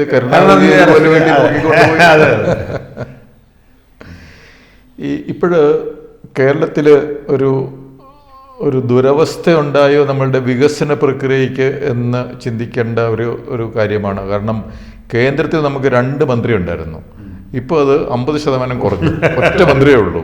അപ്പോൾ കേരളത്തിൻ്റെ വികസനം ഈ കേന്ദ്രത്തിൽ ഒരു മന്ത്രി കുറഞ്ഞത് കൊണ്ട് ഒരാളേ ഉള്ളൂ. അപ്പോൾ അതുകൊണ്ട് നമ്മുടെ വികസനത്തെ ബാധിക്കുമോ? അതിൽ 2 കാര്യങ്ങളുണ്ട്. ഒന്നാമത് കേരളത്തിൽ നിന്ന് എത്ര പേര് കേന്ദ്രത്തിൽ മന്ത്രിയായി എന്നുള്ളതും വികസനമായിട്ട് പറയത്തക്ക ബന്ധമൊന്നുമില്ല. ഉദാഹരണത്തിന് UPA സർക്കാരിൻ്റെ കാലത്ത് 7 പേരെ പറ്റുണ്ട്. എനിക്ക് പറയാം, അതെ, 2 ക്യാബിനറ്റ്. ഒന്ന് ആന്റണി ഉണ്ടായിരുന്നു, പിന്നെ നമ്മുടെ വയലാർ രവി ഉണ്ടായിരുന്നു, പിന്നെ ലീഗിൽ നിന്ന് E. അഹമ്മദ് ഉണ്ടായിരുന്നു, KV തോമസ് സ്വതന്ത്ര ചുമതല ഉണ്ടായിരുന്നു, മുല്ലപ്പള്ളി രാമചന്ദ്രൻ ഹോമിലുണ്ടായിരുന്നു, കൊടിക്കുന്നിൽ സുരേഷ് ഉണ്ടായിരുന്നു, KC വേണുഗോപാൽ ഉണ്ടായിരുന്നു. ഇത്രയും പേര് മന്ത്രിമാരെടുത്തിട്ട് ഇവിടെ എന്ത് വികസനം ഉണ്ടാകും? പ്രത്യേകിച്ചൊന്നും ഉണ്ടായില്ല. എന്ന് മാത്രമല്ല, ആകെ ഉണ്ടായിരുന്ന ഒരു പാലക്കാട് ഡിവിഷൻ വിഭജിച്ച് സേലം ഡിവിഷൻ ഉണ്ടാക്കിയപ്പോൾ ഒന്നും ചെയ്യാൻ പറ്റിയില്ല റെയിൽവേ. അപ്പോൾ അത് ഇതുമായിട്ട് ബന്ധമൊന്നുമില്ല. പിന്നെ രണ്ടാമത്തെ കാര്യം, ഈ സഹമന്ത്രിമാർക്ക് കേന്ദ്രത്തിൽ യാതൊരു ജോലിയില്ല, അതറിയാൻ പറഞ്ഞില്ലേ. ഇവർ വെറുതെ മന്ത്രി എന്ന് പറഞ്ഞാൽ നടക്കാൻ മാത്രമേ ഉള്ളൂ. മുല്ലപ്പള്ളി രാമചന്ദ്രൻ കേന്ദ്ര ആഭ്യന്തര സഹമന്ത്രിയായിരുന്നപ്പോൾ പുള്ളി സ്ഥിരമായിട്ട് വടകരയിലും കോഴിക്കോട് വരുന്നു. വടകര വിട്ടാൽ കോഴിക്കോട്, കോഴിക്കോട് വിട്ടാൽ വടകര, കൂടിയാൽ നാദാപുരം. അതിനപ്പുറത്തേക്ക് പുള്ളിക്ക് റേഞ്ചില്ല. കേന്ദ്രത്തെ ആഭ്യന്തര മന്ത്രിയാണ് എന്ന് വെച്ചാൽ അവിടുത്തെ കാര്യങ്ങളൊക്കെ നോക്കാനായിട്ട് ചിദംബരമുണ്ട്. പിന്നെ ചിദംബരത്തിൻ്റെ താഴെ IPS IAS വലിയൊരു വ്യൂഹമുണ്ട്, അവർ നോക്കിക്കോളും. മുല്ലപ്പള്ളിജിക്ക് പ്രത്യേകിച്ച് ഒന്നും ചെയ്യാനില്ല. സുരേഷ് ഗോപിയുടെ സ്ഥിതി അത് തന്നെയാണ്. അപ്പോൾ ഈ സഹമന്ത്രിമാരെന്ന് വെച്ചാൽ അവർ വെറുതെ മന്ത്രി എന്ന് പറയുന്നത് നടക്കാൻ മാത്രമേ ഉള്ളൂ. അതിപ്പോൾ 50% അല്ല, 1% ഇല്ലെങ്കിലും വലിയ വ്യത്യാസവും വരാൻ പോലില്ല. പിന്നെ കുറച്ച് പേര് കുറച്ച് താല്പര്യമെടുത്തു. വി അഹമ്മദ് റെയിൽവേ മിനിസ്റ്ററൊക്കെ ആയിരുന്ന സമയത്ത് പുള്ളി കുറേ കാര്യങ്ങളെന്ന് വെച്ചാൽ ഈ എറണാട് എക്സ്പ്രസ് നോക്കിയാൽ മതി. അത് തിരുവനന്തപുരത്ത് നിന്ന് പോന്നാൽ എറണാകുളം കഴിഞ്ഞാൽ പിന്നെ ആലുവ കഴിഞ്ഞാൽ പിന്നെ തൃശ്ശൂരെ സ്റ്റോപ്പുള്ളൂ, അതിനിടയ്ക്ക് സ്റ്റോപ്പില്ല. അന്നത്തെ കാര്യമാണ്. പക്ഷേ തൃശ്ശൂർ കഴിഞ്ഞാൽ ഷൊർണൂരെ സ്റ്റോപ്പുള്ളൂ. ഷൊർണൂർ കഴിഞ്ഞാൽ എല്ലായിടത്തും സ്റ്റോപ്പാണ്, കൈ കാണിക്കരുത്. തൃശ്ശൂർ വിട്ടാൽ ഷൊർണൂർ കഴിഞ്ഞാൽ അതിന് പട്ടാമ്പിയിൽ സ്റ്റോപ്പുണ്ട്. അത് കഴിഞ്ഞാൽ കുറ്റിപ്പുറത്ത് സ്റ്റോപ്പുണ്ട്. കുറ്റിപ്പുറം കഴിഞ്ഞാൽ തിരൂർ സ്റ്റോപ്പ്. തിരൂർ വലിയ സ്റ്റേഷനാണ്. തിരൂർ കഴിഞ്ഞാൽ പരപ്പനങ്ങാടി ഉണ്ട്. അത് കഴിഞ്ഞ് വള്ളിക്കുന്നുണ്ട്, ഫറോക്കുണ്ട്. അങ്ങനെ കോഴിക്കോട്. അങ്ങനെ ഞാൻ പറഞ്ഞത് അത് അദ്ദേഹം ചെയ്തതാണ്. ഞാൻ പറഞ്ഞു അങ്ങനെയൊക്കെയുള്ള ചില കാര്യങ്ങളെങ്കിലും ചെയ്തിരുന്നു. മറ്റൊന്നും അതുപോലെ ചെയ്തിട്ടില്ല. ഞാൻ നല്ല ട്രെയിനുകളൊക്കെ ഓടിച്ചു. അപ്പോൾ അങ്ങനെയൊക്കെ അത് വളരെ അപൂർവമാണ്. ഞാൻ പറഞ്ഞ ഇത്രയും പേരൊക്കെ ചെയ്തിട്ടുള്ളൂ, അല്ലാത്തവർ ഒന്നും ചെയ്തിട്ടില്ല. KC വേണുഗോപാൽ മന്ത്രി എടുത്തപ്പോഴോ അല്ലെങ്കിൽ കൊടിക്കുന്നിൽ മന്ത്രി എടുത്തപ്പോഴോ ഒന്നും ഒരു തേങ്ങ ചെയ്തിട്ടില്ല. ഈ അടുത്ത കാലത്ത് നമ്മുടെ കോൺഗ്രസിൻ്റെ ദേശീയ അധ്യക്ഷൻ്റെ മകൻ കർണാടകത്തിലെ മന്ത്രി ഖാർഗെ, അദ്ദേഹം ഒരു RSS മേധാവിക്ക് ഒരു കത്തയച്ചു, നിങ്ങൾ രജിസ്റ്റർ ചെയ്യണം എന്ന് പറഞ്ഞിട്ട്. അപ്പോൾ RSS അതിന് മറുപടി പറയുന്നു, ഞങ്ങളൊരു ബോഡി ഓഫ് ഇൻഡിവിജ്വൽസ് ആണ്. ഇപ്പം നമ്മളൊരു അമ്പലത്തിൽ ഒരു ആൽത്തറയിലിരുന്ന് 10-20 പേര് വർത്തമാനം പറയുകയോ അല്ലെങ്കിൽ പാട്ട് പാടുകയോ അല്ലെങ്കിൽ അവിടെ എക്സസൈസ് ചെയ്യുകയോ ചെയ്ത് കഴിഞ്ഞാൽ അതൊക്കെ രജിസ്റ്റർ ചെയ്യണം എന്ന് പറഞ്ഞു കഴിഞ്ഞാൽ അത് നിയമപരമായിട്ട് ആവശ്യമുണ്ടോ എന്നുള്ളതാണ് RSSൻ്റെ ഒരു വാദം. അപ്പോൾ ഈ ഖാർഗെയുടെ വാദം എന്തുകൊണ്ടാണ് അത് ഈ ഒരു സമയത്ത് അങ്ങനെ ഒരു കാര്യം പറയാൻ കാര്യം? അദ്ദേഹം ഇപ്പോൾ ഈ പ്രിയങ്ക് ഖാർഗെ എന്ന് പറഞ്ഞ ആളെ സംബന്ധിച്ചിടത്തോളം അല്ലെങ്കിൽ അദ്ദേഹത്തിന് വല്ല അറ്റൻഷൻ കിട്ടും ഈ രാജ്യത്ത് ഇല്ലേ? എന്തുമാത്രം മന്ത്രി, കർണാടകത്തിൽ തന്നെ കേമപ്പെട്ട എത്രയോ മന്ത്രിമാരുണ്ട് ഇല്ലേ? KJ ജോർജ് എന്ന് പറഞ്ഞൊരു മന്ത്രി, അവിടുത്തെ ഒരു പ്രമാണപ്പെട്ട വ്യക്തിയാണ്. അല്ലെങ്കിൽ UT ഖാദർ എന്നൊരു മലയാളിയായൊരു മന്ത്രിയായിരുന്നു. ഇവരൊക്കെ നമ്മൾ മന്ത്രി ഉണ്ടെന്ന് നമുക്കറിയാം, അത്രേ ഉള്ളൂ. അല്ലെങ്കിൽ G പരമേശ്വര കർണാടക ഉപമുഖ്യമന്ത്രിയാണ്. അതെ, അങ്ങനെയുള്ള ആളുകളൊക്കെ അവിടെ ഉണ്ട്. അവരാരെങ്കിലും ഇത് പറയുന്നുണ്ടോ? ഇല്ല. ഇപ്പോൾ സിദ്ധരാമയ്യ എത്ര കൊല്ലം കർണാടകത്തിൽ മുഖ്യമന്ത്രി എടുത്തു. പുള്ളി RSSനെ വെല്ലുവിളിക്കും, രജിസ്ട്രേഷൻ വേണമെന്ന് പറയുന്നത്. എന്ത് പറയാൻ? അവർക്കല്ലാതെ തന്നെ അറിയാം ഇതൊക്കെ ഇത്രേ ഉള്ളൂ. ഇന്ത്യ രാജ്യത്ത് 27-28 സംസ്ഥാനങ്ങളിലൊരു സംസ്ഥാനമാണ് കർണാടകം. അവിടുത്തെ മുഖ്യമന്ത്രി എന്ന് പറഞ്ഞാൽ ഇത്രേ ഉള്ളൂ. മുഖ്യമന്ത്രിക്ക് ചെയ്യാവുന്ന കാര്യങ്ങൾ ഇന്നതാണ്. ആ ജോലി ചെയ്യാനുള്ള അവരെ ഏൽപ്പിച്ചേക്കണം. അല്ല RSSൻ്റെ രജിസ്റ്റേർഡ് സർട്ടിഫിക്കറ്റ് നോക്കാനോ ഇന്ത്യ പാകിസ്ഥാനെതിരെ യുദ്ധം പ്രഖ്യാപിക്കാനൊന്നും അല്ല കർണാടകത്തിലെ മന്ത്രി. ഇപ്പോൾ കേരളത്തിലെ നമ്മുടെ രമേശ് ചെന്നിത്തലയ്ക്ക് പോകുന്നുണ്ടോ RSSൻ്റെ സർട്ടിഫിക്കറ്റ് പരിശോധിച്ചാൽ? അതിൻ്റെ ആവശ്യമില്ലെന്ന് ചെന്നിത്തലയ്ക്ക് പറയാം, നമുക്കും അറിയാം. അപ്പോൾ ഓരോരുത്തരും ഇത് അറ്റൻഷൻ കിട്ടാൻ വേണ്ടി ഓരോന്നും പറയുന്നു എന്ന് മാത്രം. ഇപ്പോൾ നമുക്കറിയാൻ പറ്റില്ല. ഇപ്പോൾ പ്രിയങ്ക് ഖാർഗെ എന്ന് പറഞ്ഞൊരു മഹാൻ ഈ രാജ്യത്തുണ്ട്, നമ്മൾ ഇതുകൊണ്ട് അറിഞ്ഞു അല്ലെങ്കിൽ അറിയുമോ? അറിയില്ല. അതാണ് ഈ FCRA ഭേദഗതി കഴിഞ്ഞ ഇലക്ഷന് മുമ്പ് അങ്ങനെ ഒരു അസംബ്ലി ഇലക്ഷന് മുമ്പ് അങ്ങനെ വന്നിരുന്നു. അത് ഇവിടുത്തെ BJPയുടെ സാധ്യതയെ സ്വാധീനിച്ചു അല്ലെ ബാധിച്ചു എന്നൊക്കെയുള്ള ഒരു വിലയിരുത്തലുകളുണ്ട്. പക്ഷേ ഇപ്പം ഒരു ഭേദഗതി വന്നിട്ടുണ്ട്, കുറച്ചുകൂടെ കർക്കശമാക്കി. അത് പ്രധാനമായിട്ടും ഈ അഡ്മിനിസ്ട്രേറ്റീവ് എക്സ്പെൻസ് 50% പറ്റത്തില്ല, കുറച്ചുകൂടെ കുറയ്ക്കണം. ബാക്കി എന്തിനാണ് പണം വരുന്നത് അത് ആ പരിപാടിക്ക് കൂടുതൽ ഉപയോഗിക്കണം. വെറുതെ ഇങ്ങനെ വണ്ടി വാങ്ങിച്ചും ബിൽഡിംഗ് പണിതും അത് അങ്ങനെയല്ല, ശമ്പളം കൊടുത്തുമല്ല എന്നുള്ളതാണ് അതിൻ്റെ അകത്ത് വരുന്നത്. അപ്പം ഈ FCRA ഭേദഗതി വരുമ്പോഴത്തേക്കും അതിന് കേരളത്തിൽ എതിർപ്പുകൾ വരാനുള്ള കാരണം എന്താണ്? കേരളത്തിൽ എന്ന് വെച്ചാൽ പ്രധാനമായിട്ടും ഈ ക്രിസ്ത്യൻ മതമേലധ്യക്ഷന്മാരുടെ, പ്രത്യേകിച്ച് കത്തോലിക്ക മതമേലധ്യക്ഷന്മാർ, കാരണം ഫോറിൻ ഫണ്ട് കൂടുതൽ വരുന്ന അവർക്കാണ്. അതുകൊണ്ടാണ് അല്ല, പക്ഷേ പള്ളിയിൽ ഇഷ്ടം പോലെ പിരിവുണ്ടല്ലോ. പള്ളി പണിയാൻ പള്ളി എല്ലാ നാട്ടുകാരുടെ അടുത്തുനിന്നും പിരിക്കുന്നുണ്ട്. അല്ല, അത് വേറെ. അതുപോലെ ഇവിടെ ഈ എറണാകുളത്ത് സെന്റ് ആന്റണീസിന്റെ അവിടെ എല്ലാവരും പോയി പിരിവിടുന്നുണ്ടല്ലോ. എല്ലാ പള്ളിയും പോയി പിരിവിടുന്നുണ്ട്. നടപരമല്ലേ? അതെ, നടപരമല്ലേ? നടപരം എല്ലായിടത്തും ഉണ്ട്. അതുപോലല്ല, ഇത് ഫോറിൻ മണി വരുന്നുണ്ട്. അത് പ്രധാനമായിട്ടും ഇവർ പല ആവശ്യങ്ങൾക്ക് വേണ്ടി ഉണ്ടാകുന്നുണ്ട്. ഇപ്പോൾ ഉദാഹരണത്തിന് അങ്കമാലി ലിറ്റിൽ ഫ്ലവർ ഹോസ്പിറ്റൽ അറിയാലോ, അത് ഈ നേത്ര ചികിത്സയ്ക്ക് വളരെ പ്രസിദ്ധമായ സ്ഥലമാണ്. അപ്പോൾ ഇതിൻ്റെ ഫണ്ട് കാര്യമായിട്ട് വന്നത് ക്രിസ്റ്റഫർ ബ്ലണ്ടൻ മിഷൻ എന്ന് പറഞ്ഞ ഒരു ജർമ്മനിയിലോ മറ്റുള്ള ആ ഒരു സംവിധാനത്തിൽ നിന്നാണ്. അപ്പോൾ അവിടെ ഇപ്പോൾ ആൾ കാണുന്നില്ല. പണ്ട് ഈ അങ്കമാലി ആശുപത്രിയിൽ ഈ നേത്ര ചികിത്സ അവിടെയാണ് സെൻറ്റർ. അതിൻ്റെ അവിടെ വലിയ അക്ഷരത്തിൽ എഴുതി വെച്ചിട്ടുണ്ട് ക്രിസ്റ്റഫർ ബ്ലണ്ടൻ മിഷൻ്റെ സാമ്പത്തിക സഹായം. അപ്പോൾ അത് ആ ഒരു ആവശ്യത്തിന് അവർ പൈസ കൊടുക്കും, ജർമ്മൻകാർ പൈസ കൊടുക്കുന്നു. ആ പൈസ ഉപയോഗിച്ച് ഇവരിത് ചെയ്യുന്നു. അങ്ങനെയൊക്കെ ചെയ്യുന്നവരുണ്ട്. പക്ഷേ ഇത് ഈ ഇങ്ങനെയുള്ള സംഘടനകൾ, ഈ സഭകൾ വാങ്ങിക്കുന്നത് പ്രധാനമായിട്ടും ഈ ആദിവാസി മേഖലകളിൽ മതപരിവർത്തനത്തിനാണെന്നുള്ളതാണ് പൊതുവെയുള്ള ഒരു ആക്ഷേപം. അപ്പോൾ അത് നിയന്ത്രിക്കാൻ വേണ്ടിയിട്ടാണ് ഇവരെ മുറുക്കെ പിടിക്കുന്നത്. അതാണ് ഇവർ നോക്കുന്നത്. ആശുപത്രിക്ക് വേണ്ടി പണം ചിലവാക്കുന്നില്ലല്ലോ. ഇപ്പോൾ ലിറ്റിൽ ഫ്ലവർ ഹോസ്പിറ്റലോ ലിസി ആശുപത്രിയൊക്കെ വലുതാക്കുന്നുണ്ട്, പ്രത്യേകിച്ച് കുഴപ്പമൊന്നുമില്ല, എല്ലാവർക്കും നല്ലതാണ്. ഇപ്പോഴും കുറഞ്ഞ ചിലവിൽ നല്ല ചികിത്സ കിട്ടുന്ന സ്ഥലം എറണാകുളത്ത് ലിസി ആശുപത്രിയാണ്. നമ്മൾ ഈ നേരത്തെ പേരെടുത്ത് പറഞ്ഞ ആശുപത്രികളൊക്കെ ഉണ്ടല്ലോ, അവിടെയൊക്കെ പോയാൽ കുടുംബം തറവാടായി പോകും. അതുകൊണ്ടാണ്.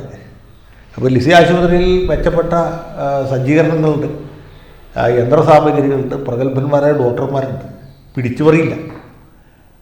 ചികിത്സയ്ക്ക് ചിലവ് വളരെ കുറവാണ്. സ്വാഭാവികമായിട്ട് ആളുകൾ അങ്ങടേക്ക് ചെല്ലും. അത് ജനങ്ങൾക്ക് ഉപകാരമാണ്. ഇനിയിപ്പോൾ അവർക്ക് വല്ല ഫോറിൻ മണി കിട്ടിയാലും നമുക്ക് കുഴപ്പമില്ലെന്നാണ് എൻ്റെ അഭിപ്രായം. പക്ഷേ ഈ ഫോറിൻ മണി കിട്ടിയതാണോ അല്ലയോ എന്ന് അറിഞ്ഞൂടെ. നമ്മുടെ ഒരു ബിലീവേഴ്സ് ചർച്ച്, നമ്മുടെ യോഹന്നാൻ എന്ന് പറഞ്ഞ സ്വയം അപ്പോൾ ചെറുപള്ളി എസ്റ്റേറ്റിന്റെ വിഷയം അങ്ങനെയൊക്കെയുള്ള, അപ്പോൾ അദ്ദേഹത്തിന്റെ അവിടെ ഒരു ഇൻകം ടാക്സ് ആരോ 300 കോടി അത്രയോ അനധികൃതമായിട്ടുള്ള ഫണ്ട് കണ്ടു. എന്നിട്ട് അദ്ദേഹം അമേരിക്കയിൽ അദ്ദേഹത്തിന് ഒരു സെന്റർ ഉണ്ട്, അവിടെ കാറടിച്ച് മരിക്കുകയും ചെയ്തു. അപ്പോൾ ഈ ബിലീവേഴ്സ് ചർച്ച് എന്നൊക്കെ പറയുന്ന ചർച്ചുകൾ പെട്ടെന്ന് ഇങ്ങനെ ഉണ്ടായി വരുന്ന പെട്ടെന്നുണ്ടായി ഒരു ഇതാണ്. ഇപ്പൊ അടുത്ത കാലത്ത് ഏതൊരു പാസ്റ്ററിന്റെ അവിടെ ഒരു പത്തനംതിട്ടയിലോ ബിനു പാസ്റ്റർ ബിനു വലിയ പ്രസിദ്ധനായ ഒരു പാസ്റ്ററാണ്. അപ്പോൾ അല്ലെ കോട്ടയത്തെ ഹെവൻലി ഫീസ്റ്റ് സ്വർഗീയ വിരുന്ന് എന്ന് പറഞ്ഞ ഒരു സംഭവമുണ്ട്. അവിടുത്തെ പ്രധാനപ്പെട്ട ആളുകൾ ഉമ്മൻചാണ്ടി, തിരുവഞ്ചൂർ രാധാകൃഷ്ണൻ, പിണറായി വിജയൻ ഒക്കെയാണ്. പിണറായി വിജയൻ അവിടെ ചെന്നിട്ട് ഈ ഹെവൻലി ഫീസ്റ്റ് നടന്ന ആൾ യേശു ക്രിസ്തുവിനോട് കമ്പയർ ചെയ്ത് വലിയ പ്രസംഗം നടത്തി.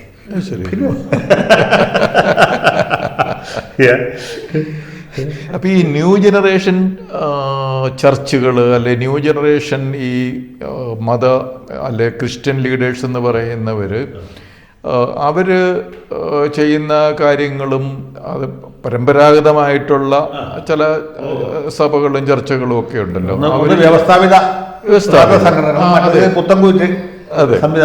അതെ. അപ്പം മറ്റു മനുഷ്യർക്ക് സാധാരണക്കാർക്ക് ഇതിനെ പറ്റിയുള്ള വ്യത്യാസങ്ങളൊന്നും അറിഞ്ഞുകൂടില്ല. എല്ലാവർക്കും കുരിശുണ്ട്, എല്ലാവരും ബിഷപ്പ് എന്നൊക്കെ പറയും, എല്ലാവരും പള്ളി എന്ന് പറയും, നടത്തുന്ന പരിപാടി അങ്ങനെയൊക്കെ പറയും. ക്രിസ്ത്യാനികൾക്ക് അതിനെപ്പറ്റി വലിയ ധാരണയില്ല.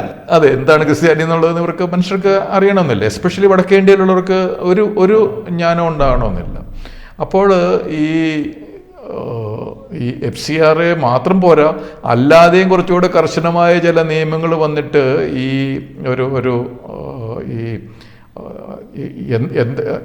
ആർക്കൊക്കെ ഇങ്ങനെ പ്രസംഗിക്കാം. ഈ പാസ്റ്റർ എന്ന് പറഞ്ഞു കഴിഞ്ഞാൽ ആർക്കും പാസ്റ്ററാകാം.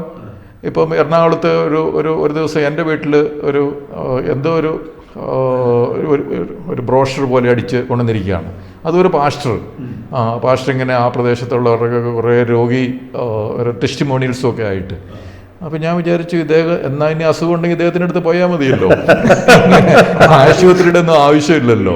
മൊത്തം ടെസ്റ്റിമോണിയൽ ഇങ്ങനെ ക്യാൻസർ മാറി, നടുവേദന മാറി, തലവേദന മാറി, അങ്ങനെയുള്ള ടെസ്റ്റിമോണിയൽ. ഈ പെന്തിക്കോസ്തുകാരുടെ അത്ഭുത രോഗശാന്തി ശുശ്രൂഷ കണ്ടുപോകാനായി കഴിഞ്ഞപ്പോഴാണ് കാത്തോലിക്ക സഭയിൽ കരിസ്മാറ്റിക് ധ്യാനം തുടങ്ങിയത്. ഇതിനെ തോപ്പിക്കാൻ വേണ്ടിയിട്ട്, അല്ലെങ്കിൽ ആൾക്കാർ അതിലേക്ക് പോകുന്നു. അങ്ങനെയാണ് നായക്കമ്പാമ്പൻ അച്ഛനും ഒക്കെ പ്രസിദ്ധനായത്. സേവർ ഖാൻ വട്ടായി, ഇങ്ങനെയൊക്കെയുള്ള അങ്ങനെയുള്ള പ്രതിഭകൾ ഉയർന്നു വന്നത്. പിന്നെ ചിലരെ കാലത്ത് പുറത്താക്കി. കാരണം എന്താ വെച്ചാൽ ഇവർ പ്രസംഗിച്ച് ഈ കത്തോലിക്ക സഭയുടെ അടിസ്ഥാന വിശ്വാസത്തിൽ നിന്ന് മാറിപ്പോയി എന്നുള്ളത്. അങ്ങനെയുണ്ട്. അതൊക്കെ കാലാകാലങ്ങൾ ഉണ്ടായിക്കൊണ്ടേയിരിക്കും. ഈ നമ്മൾ ഇത്രയും വിദ്യാഭ്യാസമുണ്ടെന്ന് പറയുന്നു, ആരോഗ്യരംഗത്ത് നമുക്ക് ഇത്രയും നമ്മുടെ ആരോഗ്യമന്ത്രിയും മുഖ്യമന്ത്രിയും ഒക്കെ ഇങ്ങനെ ആരോഗ്യരംഗം മെച്ചപ്പെടുത്താൻ വേണ്ടി അത് മോഡേൺ മെഡിസിനിൽ കൂടിയും അല്ലെ ആയുർവേദം അങ്ങനത്തെ കാര്യങ്ങളിൽ കൂടിയൊക്കെ ഡെവലപ്പ് ചെയ്യാൻ ചെയ്യുന്നു. അപ്പോൾ ഇങ്ങനെ ഈ രോഗശാന്തി കിട്ടാൻ വേണ്ടിയുള്ള കൊടുക്കുന്ന ആളുകളും ഇവിടെ ഇങ്ങനെ വികസിച്ചുകൊണ്ടിരുന്നു കഴിഞ്ഞാൽ അത് ഒരു മനുഷ്യർക്ക് നല്ല കാര്യമാണോ? അല്ല, അതിപ്പോൾ നമുക്ക് മാത്രം തോന്നിയാൽ പോരല്ലോ, അതിൽ വിശ്വസിക്കുന്ന ആൾക്കാർക്ക് കൂടി തോന്നണ്ടേ. രോഗം വന്നാൽ പ്രാർത്ഥന കൊണ്ട് രോഗം, ചില രോഗങ്ങൾ പ്രാർത്ഥന കൊണ്ട് മാറും. അതെങ്ങനെയാണെന്ന് വെച്ചാൽ യഥാർത്ഥത്തിൽ രോഗം ഉണ്ടാവില്ല, അപ്പോൾ പ്രാർത്ഥന കൊണ്ട് അസുഖം മാറും. യഥാർത്ഥത്തിൽ രോഗം ചികിത്സിച്ചാൽ മാറും, അല്ലെങ്കിൽ ആൾ മരിച്ചു പോകുമ്പോൾ മാറും. അങ്ങനെ മാറും. പണ്ടൊരു സ്പോർട്സ് പേഴ്സൺ മേബിളോ അതെ ഒരു പ്രാർത്ഥിച്ച് ആൾ മരിച്ചു. അത് കുറെ കൊല്ലം മുമ്പാണ്. അതെ, പാമ്പ് കടിച്ചിട്ട് പ്രാർത്ഥിച്ച് ആൾ മരിച്ചുപോയ കേസ്. അങ്ങനെയൊക്കെയുള്ള അതൊക്കെ കടന്ന കേസുകളാണ്. നമ്മുടെ ഇപ്പോൾ അടുത്ത കാലത്ത് നമ്മുടെ മുൻ മുഖ്യമന്ത്രി ഉമ്മൻചാണ്ടി ഏതാണ്ട് ഈ രീതിയിലാണ് മരിച്ചെന്നൊരു വെറും കഥയല്ല, ഒരു വിശ്വാസമുണ്ട്. വിശ്വാസം അത് തീർത്തും അടിസ്ഥാനരഹിതമല്ലാത്ത ഒരു നറേറ്റീവുണ്ട്. അദ്ദേഹം കാര്യമായ മരുന്നുകളൊന്നും കഴിച്ചില്ല. അസുഖം പ്രാർത്ഥന കൊണ്ടും ഭേദപ്പെടുത്താനായിട്ട് അദ്ദേഹത്തിൻ്റെ കുടുംബാംഗങ്ങൾ പരിശ്രമിച്ചു. അങ്ങനെ ആൾ മരിച്ചുപോയി എന്നാണ്. അല്ല, പക്ഷെ സമയമാകുമ്പോൾ മരിക്കും. അത് മാത്രം ആകെ ഒരു സമാധാനമുള്ളൂ. അതെ. ഈ അടുത്ത കാലത്ത് ദേശീയ തലത്തിൽ വളരെ സ്വാധീനമുണ്ടായിരുന്ന ചില പാർട്ടികൾ, ഉദാഹരണത്തിന് തൃണമൂൽ കോൺഗ്രസ്, അതുപോലെ ബാൽ താക്കറെ സ്ഥാപിച്ച ശിവസേനയുടെ ഉദ്ധവ് താക്കറെ എന്നൊക്കെ അതുപോലെ തമിഴ്നാട്ടിൽ ജയലളിതയൊക്കെ വലിയ ആളായിട്ട് ഭരിച്ചിരുന്ന AIDMK, NCP, അതുപോലെ നമ്മളുടെ കമ്മ്യൂണിസ്റ്റ് CPM ആണെങ്കിലും ഇപ്പം ഭരണമൊക്കെ ഒരിടത്തും ഇല്ലാത്ത വലിയ, പണ്ട് ബംഗാളിലെ ത്രിപുരയിൽ പാർലമെൻറ്റിലൊക്കെ 50-ന്റെ അടുത്ത് MP അതെ ഒക്കെ ഉണ്ടായിരുന്ന ഇത്. അപ്പോൾ ഇങ്ങനെ കുറേ പാർട്ടികൾ ഇപ്പോൾ അടുത്ത കാലത്ത്, വളരെ ചുരുങ്ങിയ കാലത്ത് ഇതെന്താ തകർന്നു പോകാൻ കാരണം എന്താ? അത് ഈ പ്രാദേശിക പാർട്ടികളെ സംബന്ധിച്ച് ജയലളിതയുടെ പാർട്ടി നോക്കിക്കഴിഞ്ഞാൽ MGR ഉള്ള സമയത്ത് MGR ഉണ്ടാക്കിയ പാർട്ടിയാണ്. MGR ഉണ്ടാക്കിയ പാർട്ടി എന്ന് പറയുമ്പോൾ അത് ഒരു വ്യക്തി അധിഷ്ഠിതമായ, വ്യക്തി കേന്ദ്രീകൃതമായ പാർട്ടിയാണ്. MGRൻ്റെ കുറേ എന്താ പറയുക, അദ്ദേഹത്തിൻ്റെ കുറേ സിൽബന്ധികൾ, അതിൽ നെടുഞ്ചെഴിയനെ പോലെ കുറച്ച് അനുഭവ പരിചയമുള്ള ആളുകളുണ്ട്. അതൊഴിച്ചാൽ ബാക്കിയെല്ലാം MGRൻ്റെ യെസ്മാൻ ആയിരുന്നു. MGR മരിക്കുന്ന സമയപ്പോഴത്തേക്കും ആ ഒരു വേക്കൻസി സ്പേസിലേക്ക് ജയലളിത വന്നു. അവർ MGRനെ പോലെ അല്ലെങ്കിൽ അതിനേക്കാളും ഒരു വ്യക്തിപ്രാഭവമുള്ള വ്യക്തിയാണ്, ഗുണത്തിനായാലും ദോഷത്തിനായാലും. അതുകൊണ്ട് ഈ ആളുകളെ തടഞ്ഞു നിർത്താൻ അവർക്ക് സാധിച്ചു, പ്രത്യേകിച്ച് സ്ത്രീ വോട്ടർമാർ. തമിഴ്നാട്ടിൽ അതാണ് പ്രധാനം. DMK പുരുഷന്മാരുടെ പാർട്ടിയും DMK സ്ത്രീകളുടെ പാർട്ടിയും. DMK കേഡർ പാർട്ടിയാണ്, ജസ്റ്റ് ലൈക്ക് CPM. അപ്പോൾ അത് എത്ര കൊല്ലം അധികാരമില്ലാതെ നിന്നപ്പോഴും അവർ തകർന്നു പോകാൻ ചെയ്തുകൊണ്ട് ആ കേഡർ സംവിധാനങ്ങളോടും, പിന്നെ കരുണാനിധി ഒരു വലിയ സീസൺഡ് പൊളിറ്റീഷ്യൻ ആയതുകൊണ്ടും MGR പവറിലിരുന്ന സമയത്ത് ഒരിക്കലും ഇവർക്ക് ജയിക്കാൻ പറ്റിയിട്ടില്ല. തോൽവിയിൽ നിന്ന് തോൽവിയിലേക്കായിരുന്നു. ജയലളിതയുടെ സമയത്ത് ഇടയ്ക്ക് 1-2 വിജയം ഉണ്ടായെങ്കിലും ബാക്കി സമയത്തും അവർ ഡോമിനേറ്റ് ചെയ്തു. അപ്പോൾ ഒരു വലിയ കാലയളവ് MGR ജയലളിത കാലയളവിൽ DMK മിക്കവാറും അപ്രസക്തമായിരുന്നു. പക്ഷേ അപ്പോഴും അവർ പ്രതിപക്ഷത്ത് അങ്ങനെ ഫൈറ്റ് ചെയ്ത് നിന്നു. അപ്പോൾ DMK തകരില്ല, കാരണം അതിൻ്റെ സംവിധാനം അതാണ്, കേഡർ പാർട്ടിയാണ്. മറിച്ച് DMK വ്യക്തി കേന്ദ്രീകൃതമാണ്. MGR മരിച്ചപ്പോൾ ജയലളിത പൊങ്ങി വന്നുകൊണ്ടാണ് അവർ രക്ഷപ്പെട്ടത്. ജയലളിത മരിച്ചപ്പോൾ പിന്നെ ആരും ഇല്ലണ്ടേ. പന്നീർസെൽവത്തിനൊക്കെ ആരെങ്കിലും അംഗീകരിക്കും, അല്ലെങ്കിൽ എടപ്പാടി പളനിസ്വാമി എന്നൊക്കെ പറഞ്ഞാൽ ആളുകൾ പരിഹസിക്കും. അങ്ങനെയാണ് ആ പാർട്ടി ഡിസിൻറ്റഗ്രേറ്റ് ചെയ്തത്. അത് ഡിസിൻറ്റഗ്രേറ്റ് ചെയ്യുമ്പോഴും DMKക്കെതിരെ ഒരു പ്രതിപക്ഷം വേണം. അപ്പോൾ ഈ DMK ഡിസിൻറ്റഗ്രേറ്റ് ചെയ്ത വേക്കൻസിയിലേക്കാണ്, ആ സ്പേസിലേക്കാണ് വിജയുടെ പാർട്ടി. വിജയുടെ പാർട്ടി ഏതാണ്ട് ഒരു ഈ കൂണ് പോലെ മുളച്ച ഒരു പാർട്ടിയാണ്, ജസ്റ്റ് ലൈക്ക് ജയലളിത. പക്ഷേ ജയലളിതയ്ക്ക് കൂടി ഇച്ഛാശക്തി ഉണ്ടായിരുന്നു, അവർക്ക് കൂടി രാഷ്ട്രീയമായ എക്സ്പീരിയൻസ് ഉണ്ടായിരുന്നു, അവർക്ക് ആജ്ഞാശക്തി ഉണ്ടായിരുന്നു. അത് വിജയിക്കുണ്ടോ എന്നുള്ള കാര്യത്തിൽ സംശയം. പക്ഷേ ഒരു ഓൾട്ടർനേറ്റീവായിട്ട് വന്നതാണ്. DMKയുടെ അഴിമതി, കെടുകാര്യസ്ഥതയും സ്റ്റാലിൻ്റെ പുത്രസ്നേഹം എല്ലാം കൂടെ ആളുകൾക്ക് വിളക്കുമല്ലോ. പക്ഷെ അപ്പോൾ ഒരു ഓൾട്ടർനേറ്റീവായിട്ട് പൊങ്ങി വന്നു.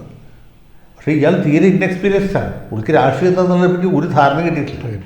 MGRൻ്റെ ഒരുപാട് കൊല്ലം DMKയിൽ പ്രവർത്തിച്ചു വന്നതാണ്, ആ ഒരു എക്സ്പീരിയൻസ് ഉണ്ടായിരുന്നു. പിന്നെ MGRൻ്റെ കൂടെ പ്രവർത്തിച്ച ഒരു കഴിവും കപ്പാസിറ്റിയും ജയലളിതയ്ക്കുണ്ട്. ഇദ്ദേഹത്തിന് ഇത് രണ്ടുമില്ല. അപ്പോൾ അതാണ് തമിഴ്നാട്ടിലുണ്ട്. പശ്ചിമ ബംഗാളിൽ CPM-നെതിരെ അക്രമ രാഷ്ട്രീയത്തിനെതിരായിട്ടുള്ള ഒരു ചെറുത്തുനിൽപ്പായിട്ടാണ് മമതാ ബാനർജി വന്നത്. പക്ഷേ കുറച്ച് കഴിഞ്ഞപ്പോൾ അത് തന്നെ അക്രമ രാഷ്ട്രീയമായിട്ട് മാറി. 15 കൊല്ലം കൊണ്ട് അവർ നാട്ടുകാരെ മുഴുവൻ വെറുപ്പിച്ചു. ഇനി മമതാ ബാനർജിയോട് എതിർപ്പില്ലാത്ത ആൾക്കാർ ഇവരുടെ അനന്തരവൻ വേറൊരു ബാനർജി ഉണ്ട്, അഭിഷേക് ബാനർജി. പുള്ളി അവിടുത്തെ ഒരു മുഹമ്മദ് റിയാസോ അല്ലെങ്കിൽ അതിനേക്കാൾ മോശപ്പെട്ട വേറെ എന്തോ ആണ്. അപ്പോൾ അദ്ദേഹത്തോടാണ് എല്ലാവർക്കും എതിർപ്പ്. അപ്പോൾ ആദ്യത്തെ അവസരത്തിൽ തന്നെ ഇവരൊക്കെ റിവോൾട്ട് ചെയ്ത് പാർട്ടി വിട്ടുപോയി. അപ്പോൾ സംസ്ഥാന തലത്തിലും പിളർന്നു, ദേശീയ തലത്തിലും പിളർന്നു. ഇത് രണ്ട് പിളർപ്പാണ്. അതാണ് അതിൻ്റെ പ്രത്യേകത. സംസ്ഥാന തലത്തിൽ പിളർന്നവരല്ല ദേശീയ തലത്തിൽ പിളർന്നത്, അത് വേറെയാണ്. അപ്പം ഇങ്ങനെയൊക്കെയുള്ള തമാശകളാണ് അവിടെ നടക്കുന്നത്. ഇതാണ് സംഭവിക്കുന്നത്. പിന്നെ ശിവസേനയിൽ ഇത് തന്നെ. ശിവസേനയിൽ ബാൽ താക്കറെ ശക്തരായ നേതാവായിരുന്നു. പക്ഷെ ഉദ്ധവ് താക്കറയിലേക്ക് വന്നപ്പോഴത്തേക്കും അത് KM മാണിയുടെ മകൻ ജോസ് കെ മാണി എന്ന് പറഞ്ഞ പോലത്തെ അവസ്ഥയിലെത്തി. അപ്പോൾ അത് ഇപ്പോൾ ദേശീയ തലത്തിലെ BJP കുറച്ചുകൂടെ കരുത്ത് ഇപ്പോൾ ടെമ്പററി ആയിട്ട് കുറേ MP-മാരെ കൂടുന്നു, അങ്ങനെയൊക്കെ നൽകുന്നുണ്ട്. അങ്ങനെ നൽകുന്നുണ്ടെങ്കിലും വേറൊരു കാര്യം, ഈ പ്രാദേശികമായിട്ടുള്ള ഈ AIDMK അല്ലെങ്കിൽ തൃണമൂൽ കോൺഗ്രസ്, ശിവസേനയൊക്കെ കുറച്ചുകൂടെ താഴേക്ക് പോകുമ്പോഴത്തേക്കും കോൺഗ്രസ് ശക്തിപ്പെടാനുള്ള സാധ്യത ഉണ്ടാകുമോ? അല്ല, അതിൽ ഇപ്പോൾ തൃണമൂൽ കോൺഗ്രസ് തകർന്നു വെച്ചാൽ ചിഹ്ന ഭിന്നമായി. ദേശീയ തലത്തിൽ, സംസ്ഥാന തലത്തിൽ പിന്നെ പോയി മമതാ ബാനർജിയെ സംബന്ധിച്ചിടത്തോളം മമതാ ബാനർജി എത്ര നാളെ ഇപ്പോൾ അത്ര കൊല്ലം തൃണമൂൽ കോൺഗ്രസ് ഉണ്ടാവും. പണ്ട് കേരള കോൺഗ്രസിനെ കുറിച്ച് നമ്മുടെ മരിച്ചുപോയ ബാബു പോൾ സാറ് പറഞ്ഞൊരു കാര്യമുണ്ട്. KM മാണിയുടെ കാലശേഷം കേരള കോൺഗ്രസ് ഉണ്ടാവില്ല. അദ്ദേഹം പറഞ്ഞത് വളരെ ശരിയാണ്. ബാബു പോൾ സാറ് മരിച്ച് 2 ആഴ്ച കഴിയുമ്പോഴാണ് KM മാണി സാറ് മരിച്ചത്. അത് കാണാൻ പുള്ളി ഉണ്ടായില്ല, അത്രേ ഉള്ളൂ. പക്ഷെ അതൊരു സത്യത്തിൽ കേരള കോൺഗ്രസ് ഇല്ലാണ്ടേ. പിന്നെ ഇങ്ങനെ ഒറ്റയ്ക്കിട്ട് P. ജോസഫിൻ്റെ കേരള കോൺഗ്രസ് വെച്ച് ശരിക്കും തൊടുപുഴ ടൗണിലും പുറപ്പുഴ പഞ്ചായത്തിൽ മാത്രമേ ഉള്ളൂ. മോൺസിൻ്റെ കേരള കോൺഗ്രസ് വെച്ചാൽ കടുത്തുരുത്തിൽ മാത്രമേ. മറ്റേ പാർട്ടി ഒരു സ്ഥലത്തുമില്ല, ഈ സാധനമില്ല. അപ്പോൾ അതാണ് കേരള കോൺഗ്രസിൻ്റെ അവസ്ഥ. ആളുകളൊക്കെ പോയി. അതുപോലെ ഈ പാർട്ടികളൊക്കെ എവിടേക്കെങ്കിലുമൊക്കെ പോകും. പിന്നെ കോൺഗ്രസ് ശക്തിപ്പെട്ടോളന്നില്ല, ഇതുപോലത്തെ വേറെ ഏതെങ്കിലും ഒരു സാധനം ഉണ്ടായി വരാം. അപ്പോൾ മാർക്സിസ്റ്റ് പാർട്ടി പോയപ്പോൾ തൃണമൂൽ കോൺഗ്രസ് ഉണ്ടായി. അത് തൃണമൂൽ കോൺഗ്രസ് ശക്തിപ്പെട്ടപ്പോൾ മാർക്സിസ്റ്റ് പാർട്ടി ഇല്ലണ്ടേ. അങ്ങനെയാണ്. ആദ്യം മാർക്സിസ്റ്റ് പാർട്ടി അടക്കി വരികയായിരുന്നു. പക്ഷെ അപ്പോഴും കോൺഗ്രസിന് 40% വോട്ടുണ്ടായിരുന്നു. 55-60% വോട്ട് CPM-ന് കിട്ടുമ്പോൾ 40% കോൺഗ്രസിന് കോൺസ്റ്റൻ്റായിട്ട് കിട്ടിക്കൊണ്ടേയിരിക്കുന്നു. എല്ലാ തെരഞ്ഞെടുപ്പിലും കിട്ടുന്നു. ആ സ്പേസിലേക്കാണ് തൃണമൂൽ കോൺഗ്രസ് വന്നത്. തൃണമൂൽ കോൺഗ്രസ് വന്നപ്പോൾ CPM ഇല്ലാണ്ട് കഴിയുമ്പോൾ ആ സ്പേസിലേക്ക് BJP വന്നു. അങ്ങനെയാണ് BJP ശക്തിപ്പെടുന്നത്. പക്ഷെ ഒരു പ്രതിപക്ഷ പാർട്ടി അവിടെ ഉണ്ടാകണോ? പ്രതിപക്ഷ പാർട്ടി എപ്പോഴും ഇനി അത് CPM പൊങ്ങി വരുമോ അതോ കോൺഗ്രസ് പൊങ്ങി വരുമോ, അല്ലെങ്കിൽ മമതാ ബാനർജിയുടെ ചാമ്പലിൽ നിന്ന് വേറൊരു ഫിനിക്സ് പക്ഷി ഉയർന്നു വരുമോ എന്നറിയാം. അതുണ്ടായേ പറ്റുള്ളൂ. മഹുവ മൈത്രയൊക്കെ ഉണ്ട്. പക്ഷെ അവിടുന്ന് ഒരു മാസ് അപ്പീലുള്ള ലീഡറല്ല. ജനസ്വാധീനമുള്ള ഒരു നേതാവ് മമതാ ബാനർജി മാത്രമേ. ഇപ്പം കഴിഞ്ഞ ദിവസം ഈ കരിപ്പൂർ പോലീസ് സ്റ്റേഷനിൽ നിന്ന് കോഴിക്കോട്, അതായത് എയർപോർട്ടൊക്കെയുള്ള അവിടുത്തെ പോലീസ് സ്റ്റേഷനിൽ നിന്ന് 10 ലക്ഷം രൂപയിലധികമുള്ള സ്വർണം കാണാതെ പോയി. പോലീസ് സ്റ്റേഷനിൽ നിന്ന് സ്വർണം കാണാതെ പോയി.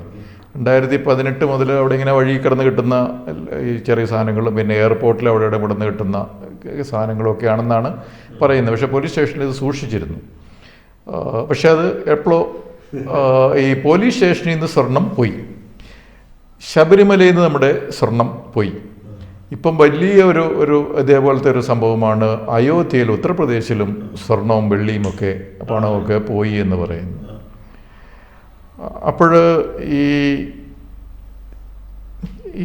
ഇങ്ങനെ ഈ പോലീസ് സ്റ്റേഷനിൽ നിന്ന് ഒരു സ്വർണം പോന്നു. ശബരിമല പോലെ എപ്പോഴും പോലീസ് ബന്ദോബസ്തും അറേഞ്ച്മെൻറ്റും ഒക്കെയുള്ള അവിടുന്ന് പോന്നു. അയോധ്യ പോലെ അവിടെയും അതുപോലെ ഒരു കാവലും പരിപാടികളൊക്കെ ഉണ്ടല്ലോ, അവിടുന്ന് പോന്നു. അപ്പോൾ എന്തുകൊണ്ടാണ് ഇങ്ങനെ ഈ ഇങ്ങനെ പോകുന്നത്? അല്ല, ഇത് മൂന്ന് പ്രതിഭാസങ്ങളാണ്. ഒന്ന്, പോലീസ് സ്റ്റേഷനിൽ നിന്ന് കളവ് വെച്ചാൽ അവിടെ തന്നെയുള്ള ആരോ അതെടുത്ത് മാറ്റിക്കുന്നുണ്ട്. പുറമേ നിന്ന് കള്ളന്മാരൊന്നും വന്ന് പോലീസ് സ്റ്റേഷനിൽ മോഷണം നടത്തുമല്ലോ, സ്വാഭാവികമല്ല. അപ്പോൾ ഏതോ ഒരു സമയത്ത് ആരും അറിയാതെ ഈ സാധനം അവിടെ നിന്ന് എടുത്ത് മാറ്റി. അത് ചിലപ്പോൾ 1 മാസം മുമ്പായിരിക്കും, അല്ലെങ്കിൽ 6 മാസം മുമ്പായിരിക്കും, അല്ലെങ്കിൽ 1 കൊല്ലം മുമ്പായിരിക്കും, ചിലപ്പോൾ അതിന് മുമ്പായിരിക്കും. ഇങ്ങനൊരു സാധനം അവിടെ ഇരിപ്പുണ്ടെന്ന് അറിയാവുന്നവർ ചിലപ്പോൾ കുറവായിരിക്കും. അല്ലെങ്കിൽ അറിയാവുന്നവരുണ്ടെങ്കിൽ തന്നെ അത് അവിടെ തന്നെ ഭദ്രമായിട്ട് ഇരിക്കും എന്ന് വിചാരിച്ചായിരിക്കും ബാക്കിയുള്ളവർ ഇരുത്തരുത്. ഏതോ ഒരു സ്പേസിൽ ആരും കാണാത്ത ഒരു അവസരത്തിൽ അവിടെയുള്ള ഏതോ ഒരാളുടെ അടുത്ത് മാറ്റി. അത് സിമ്പിളാണ്. ശബരിമലയിൽ നടന്നത് അങ്ങനെയല്ലല്ലോ. അത് സ്വർണ്ണം എടുത്തുകൊണ്ട് പോകല്ല ചെയ്തത്, വ്യാജരേഖ ഉണ്ടാക്കി മിനിറ്റ്സ് ബുക്കിൽ എഴുതി ഇവിടെ ഇരുന്ന് ചെമ്പ് വാളികൾ മാറ്റാൻ തീരുമാനിക്കും. കൊണ്ടുപോയി സ്വർണ്ണമാണ്, ഈ സ്വർണ്ണമാണെന്ന് അറിഞ്ഞുകൊണ്ട് ബുക്കിൽ ചെമ്പ് എന്ന് എഴുതി. എന്നിട്ട് ചെമ്പ് പാളി സ്വർണ്ണം മുക്കാൻ ഏൽപ്പിക്കും. സ്വർണ്ണപ്പാളി മാറ്റിയിട്ട് എക്സാക്ട്ലി അതേപോലെയുള്ള ചെമ്പ് പാളി സ്വർണ്ണം മുക്കി കൊടുന്ന് വെക്കും. ഇത് കുറെ കാലത്തിന് ശേഷമാണ് കണ്ടുപിടിക്കും. അപ്പോൾ അവിടെ നടന്നത് അവിടെയും അകത്തുള്ളവർ തന്നെയല്ലേ ഇതൊക്കെ ചെയ്യാൻ പറ്റുള്ളൂ. പോലീസ് സ്റ്റേഷനിലെ പോലെ തന്നെ. പോലീസ് സ്റ്റേഷനെ പോലെ അല്ല, അതിനേക്കാളും ഭയങ്കരമാണ്. പോലീസ് സ്റ്റേഷൻ അവിടെ നിൽക്കുന്ന ഏതോ ഒരു പാറാവുകാരനോ അല്ലെങ്കിൽ ഒരു ഇൻസ്പെക്ടറോ ആ വിഭാഗത്തിൽപ്പെട്ട ആരോ മേലുദ്യോഗസ്ഥന്മാരെ അറിയാതെ കൊണ്ടുപോയതാണ്. ഇതങ്ങനെയല്ലോ, മേലുദ്യോഗസ്ഥ തലത്തിൽ തന്നെ ഗൂഢാലോചന നടത്തി മിനിറ്റ്സ് ബുക്കിൽ തിരിച്ചറിഞ്ഞ് ചെറിയ ആൾക്കാർക്ക് പറ്റില്ലല്ലോ. ഇപ്പോൾ ശബരിമലയിൽ നിന്ന് മേൽശാന്തിയോ കീഴ്ശാന്തിയോ കഴകക്കാരോ അല്ലെങ്കിൽ അവിടുത്തെ ഏതെങ്കിലും ഉദ്യോഗസ്ഥന്മാരോ ഇളക്കി പറിച്ചു കൊണ്ടുപോയത് എനിക്ക് മനസ്സിലാക്കാം. അത് മോഷണമാണ്. ഇത് മോഷണമല്ലല്ലോ, ഇത് കൃത്യമായിട്ട് രേഖ എഴുതി വെച്ചിട്ട് സാധനം എടുത്തുകൊണ്ട് പോയി എടുത്തിട്ട് റീപ്ലേസ് ചെയ്യാം. അപ്പോൾ അത് കുറേ കൂടി ഗ്രേവാണ്. പിന്നെ അയോധ്യയിൽ നടക്കുന്നത് വെച്ചാൽ അത് നിസ്സാരമാണ്. നിസ്സാരം എന്ന് വെച്ചാൽ തട്ടിപ്പ് സർവ്വസാധാരണമായ തട്ടിപ്പാണ്. അവിടെ വലിയ സംഖ്യകൾ കാണിക്കയായിട്ട് നടപരമായിട്ട് വരും. അത് കുറേ ഇവർ അങ്ങനെ തന്നെ പൊട്ടിക്കുന്നു, കടയോടുകൂടി പറിച്ചുകൊണ്ട് പോകുന്നു. അത് സിമ്പിളാണ്. എന്ന് വെച്ചാൽ അത് ഇത് ഡൈവേർട്ട് ചെയ്യണം, ഫണ്ട് ഡൈവേർട്ട് ചെയ്യണം. അത് ഈ ചോറ്റാനിക്കര ക്ഷേത്രത്തിലും ഗുരുവായൂർ അമ്പലത്തിലൊക്കെ പണ്ടോട്ടേ നടന്നുകൊണ്ടിരിക്കുന്ന കാര്യമാണ്. പക്ഷേ അയോധ്യയിൽ വരുന്നത് ഇതിനൊക്കെ 10 മടങ്ങ് കൂടുതലാണ്. അതിൽ ഏറ്റവും അടിസ്ഥാനപരമായിട്ടുള്ള തത്വം എന്താ വെച്ചാൽ ഇതാണ്. ഈ ക്ഷേത്രങ്ങൾ അല്ലെങ്കിൽ പള്ളികൾ അല്ലെങ്കിൽ ഗുരുദ്വാരകൾ ഇങ്ങനെയുള്ള സംഭവങ്ങളുമായിട്ട് പ്രവർത്തിക്കുന്ന ആളുകൾ ആരും തന്നെ ദൈവവിശ്വാസം ഉള്ളവരായിരിക്കില്ല. ദൈവത്തിലെ യാതൊരു വിശ്വാസവും ഇല്ലാത്തവരും ദൈവമില്ല എന്ന് ഉറപ്പുള്ളവരും ദൈവത്തിന് അമാനുഷികമായ ഒരു ശക്തിയോ ഈ സ്വാധീനമോ ഇല്ല എന്ന് ഏറ്റവും ഉറപ്പുള്ള ആളുകൾ അവിടുത്തെ പൂജാരിമാരായിരിക്കും, അല്ലെങ്കിൽ വൈദികരായിരിക്കും, അതിന് നടത്തിപ്പുകാരായിരിക്കും. കാരണം അവരെ സംബന്ധിച്ച് ഇത് വൈറ്റിപ്പഴപ്പാണ്. ഇതൊക്കെ ഉള്ളതുകൊണ്ട് ഇവരുടെ കാര്യങ്ങൾ നടക്കും. അത്ര. അപ്പോൾ അവർക്ക് ഈ ദൈവഭയം ഉണ്ടാവില്ല. വേറെ ആരെങ്കിലും ദൈവത്തിൻ്റെ മുതൽ മോഷ്ടിക്കെടുക്കുമ്പോൾ 2 പ്രാവശ്യം അവർക്ക് ദൈവഭയം ഉണ്ടാകുമ്പോൾ നമ്മൾക്ക് ഇനി സന്തതി പരമ്പര ഇല്ലാണ്ടായി പോയി ഇടിപെട്ട് കൊള്ളുമോ എന്നൊക്കെ പേടിക്കും. ഇവർക്ക് ആ പേടിയില്ല, കാരണം അവർക്കറിയാം ഈ സാരം ഇല്ലെന്നുള്ളത്. അപ്പോൾ ധൈര്യമായിട്ട് പോട്ടിക്കാം. അതാണ് അയോധ്യയിൽ നടന്നത്. എല്ലാ സ്ഥലത്തും നടക്കുന്ന ഇതാണ്. ഇപ്പോൾ തിരുപ്പതി ക്ഷേത്രത്തിലാണെങ്കിലും ഗുരുവായൂർ അമ്പലത്തിലാണെങ്കിലും ഇതിൽ യാതൊരു വിശ്വാസമില്ലാത്ത ആളുകളായിരിക്കും എന്ന് നടത്തിപ്പോരായിരിക്കും. അപ്പോൾ അവർ ഓർഗനൈസ്ഡ് ലൂട്ടിംഗ് ആണ്. ശബരിമലയിൽ നിന്ന് ഇങ്ങനെ അവിടെ വരുന്ന നടവരവ് പൈസ കലാകാലങ്ങളിൽ നടക്കുന്നുണ്ട് അവിടെ. പക്ഷേ ഈ സ്വർണ്ണക്കൊള്ള അങ്ങനെയല്ല, അത് അതിന്റെ മോഡസ് ഓപ്പറേണ്ടി വേറെ. അങ്ങനത്തെ ഒരു കളവ് പറഞ്ഞ കോൺഗ്രസ്സുകാർക്ക് ഒരിക്കലും ധൈര്യം വരില്ല. അവര് വെറും കള്ളന്മാരാണ്. അപ്പൊ ഈ അയോധ്യയിലെ ഈ ഒരു മോഷണം അല്ലെങ്കിൽ ഈ അവിടുത്തെ ലൂട്ടിങ് അവിടുത്തെ അതെ വിലപിടിപ്പുള്ള വെള്ളിയുടെ കെട്ടിയോ സ്വർണ്ണത്തിന്റെ കെട്ടിയോ പണമൊക്കെ പോയെന്നുള്ളത്, അത് അതിന്റെ ലീഗൽ ആസ്പെക്ട്സ്, ക്രിമിനൽ ആസ്പെക്ട്സ് അതൊരു സൈഡ്, അതിന്റെ ഒരു പൊളിറ്റിക്കൽ ആസ്പെക്ട്സ്. അപ്പം അടുത്ത വർഷം ഇലക്ഷൻ അവിടെ വരാൻ പോകുന്നു, സംസ്ഥാന ഇലക്ഷൻ വരാൻ പോകുന്നു. അപ്പോൾ മുലായം സിംഗ് യാദവിന്റെ പാർട്ടി, കോൺഗ്രസിന്റെ പാർട്ടി അവര് ഒരുമിച്ച് നിന്ന് കഴിഞ്ഞാൽ ഇപ്പോൾ BJP അവിടെ ഭരിച്ചുകൊണ്ടിരിക്കുകയാണല്ലോ കുറച്ചു കാലമായിട്ട്. അപ്പം ഈ അയോധ്യ എന്ന് പറയുന്നത് വലിയ ഒരു പ്രതീകമാണ്. അതെ, നമ്മുടെ രഥയാത്ര തുടങ്ങി അങ്ങനെ അങ്ങനെ അങ്ങനെ ഉള്ള ഒരു കാര്യത്തിലേക്ക് വന്ന ഒരു കാര്യമാണ്. അപ്പം BJPക്ക് അതുകൊണ്ട് ഒരു എഫക്റ്റ് ഉണ്ടാകാനുള്ള സാധ്യതയുണ്ടോ? അത് പൊളിറ്റിക്കലി അത് ഡാമേജ് ഉണ്ടാക്കാനുള്ള സാധ്യത വളരെ കൂടുതലാണ്. പക്ഷേ ഇങ്ങനെയുള്ള കാര്യങ്ങളായിരിക്കും അൾട്ടിമേറ്റ്ലി ജനങ്ങളെ ഒരു തീരുമാനം എടുക്കുന്നതിലേക്ക് എത്തിക്കുക. ഇപ്പോൾ ശബരിമല സ്വർണ്ണക്കൊള്ള എന്ന് പറഞ്ഞ സാധനം അത് മൊത്തത്തിൽ കേരളത്തിലെ രാഷ്ട്രീയത്തിൽ വലിയൊരു ചലനം ഉണ്ടാക്കിയിട്ടുണ്ട്. പല ഘടകങ്ങളിൽ ഒരു പ്രധാനപ്പെട്ട ഘടകം ഒരു സമയത്ത് ശബരിമലയിലെ സ്ത്രീ പ്രവേശനമായിരുന്നെങ്കിൽ പിന്നീട് അത് ശബരിമലയിലെ സ്വർണ്ണക്കൊള്ളയായിട്ട് മാറി. അതിന് കൃത്യമായി ഒരു വിശദീകരണം കൊടുക്കാനായിട്ട് CPM ഇന്നും ഒരു പറ്റിയിട്ടില്ല. അതാണല്ലോ നടക്കണം.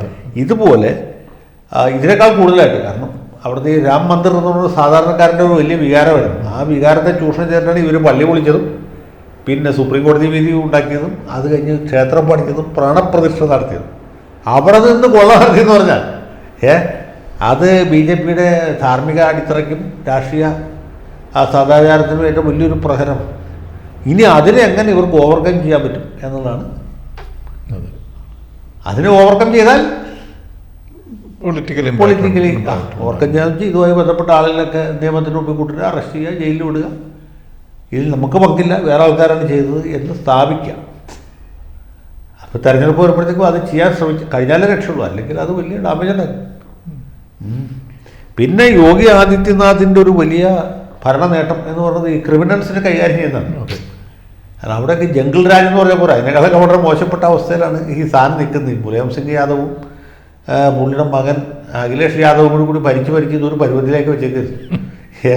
ഇടക്കാലത്ത് കുറച്ച് ഭേദം വരുന്നത് മായാവതിയാണ്. മായാവതിയുടെ സമയത്താണ് ഈ പട്ടികജാതിക്കാർക്കും മറ്റൊക്കെ പോലീസ് സ്റ്റേഷനിൽ പോയി പരാതി കൊടുക്കാനുള്ള ധൈര്യം വന്നു. മറ്റത് അത് പറ്റില്ലായിരുന്നു. അങ്ങനെ പോലീസ് മാത്രമല്ല, പോലീസുകാർക്ക് പരാതിയുമല്ല, പട്ടിക സമുദായക്കാർക്ക് പോലീസ് സ്റ്റേഷനിൽ പോയി പരാതി കൊടുക്കാനുള്ള ഇതുണ്ടായി. പിന്നെ പോലീസുകാരെ അവരുടെ വീടിരിക്കുന്ന സ്റ്റേഷനിലോ ഭാര്യ വീടിരിക്കുന്ന സ്റ്റേഷനിലോ പോസ്റ്റ് ചെയ്യില്ല എന്നൊരു പരിഷ്കാരം ഈ ബഹൻജി കൂട്ടത്തിൽ. അഖിലേഷ് യാദവ് വന്ന ആദ്യ ദിവസം അത് ഡിസ്മാൻറ്റിൽ ചെയ്തു. അപ്പോൾ പിന്നെ പഴയ അവസ്ഥയിലേക്ക് പോയി. അങ്ങനെ അതൊക്കെയാണ്. അപ്പോൾ അവിടെ ഇയാൾ ഈ തോക്ക് ഉപയോഗിച്ചിട്ട് ക്രമസമാധാന പരിപാലനം നടത്താൻ തുടങ്ങി. അപ്പോൾ വലിയ വലിയ പ്രതികളെയൊക്കെ പിടിച്ച പോലീസ് അപ്പം തന്നെ വെടിവെച്ചു. എന്നിട്ട് ഏറ്റുമുട്ടലിൽ കൊല്ലപ്പെട്ടു. ആളുകൾക്ക് എല്ലാവർക്കും അറിയാം ഇത് എങ്ങനെയാണ് ഏറ്റുമുട്ടലുണ്ടായിരുന്നത്, എങ്ങനെയാണ് കൊല്ലപ്പെട്ടത്.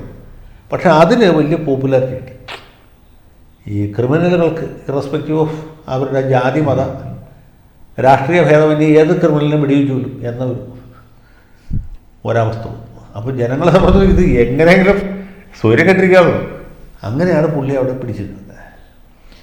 ഈ അയോധ്യയിലെ ഈ ഒരു മോഷണവും യോഗി ആദിത്യനാഥ് അതേ ഒരു ശുഷ്കാന്തിയോടുകൂടി അന്വേഷിച്ചു കഴിഞ്ഞു കഴിഞ്ഞാൽ പൊളിറ്റിക്കൽ ഇമ്പാക്റ്റ് ഉണ്ടാകണമെന്നില്ലല്ലോ. ഇല്ല, മോഷണം പോയി ഇപ്പം തന്നെ കുറേ പൈസ തിരിച്ച് റിക്കവർ ചെയ്തിട്ടുണ്ട്. അപ്പോൾ ബാക്കിയെല്ലാം റിക്കവർ ചെയ്യാൻ പറ്റുകയും കള്ളന്മാരാരാണോ അവരെ പിടിച്ച് നിയമത്തിന് മുമ്പിൽ കൊണ്ടുവരികയോ അല്ലെങ്കിൽ യോഗിയുടെ മെതേഡിൽ അവർക്കുള്ള മരുന്ന് കൊടുക്കുക അത് ചെയ്ത് കഴിഞ്ഞു കഴിഞ്ഞാൽ തീർച്ചയായിട്ടും അതൊരു പോസിറ്റീവായിട്ടും വരാം. അങ്ങനെയുണ്ട്. ഇത് ചെയ്തവൻ ആരായാലും അവനെ വിട്ടില്ല എന്ന് പറഞ്ഞു. പണ്ട് അച്യുതാനന്ദം പറഞ്ഞില്ലേ, പെൺവാണിഭക്കാരെയും കുറ്റവാളികളെയും കയ്യാമം വെച്ച്. ആൾക്കത് കേൾക്കുന്നതിൻ്റെ ഒരു ഹരമാണ്. കയ്യാമം വെച്ച് നടത്തില്ല എന്നുള്ള വേറെ ചോദ്യമാണ്. പക്ഷേ അത് പറയുകയും അത് ജനങ്ങൾ വിശ്വസിക്കുകയും ചെയ്യണം. അവിടെയാണ് വെറുതെ വാഗൊണ്ട് പറഞ്ഞ പോലെ. അതെ അതെ അത് ചെയ്യാൻ പറ്റും. അല്ലേ അച്യുതാനന്ദൻ അന്ന് നമ്മുടെ ഈ മൂന്നാർ ഓപ്പറേഷൻ അതെ ചെയ്യുമെന്നുള്ളൊരു വിശ്വാസം ഉണ്ടായിരുന്നു. അപ്പോൾ വളരെ നന്ദി. Thank you.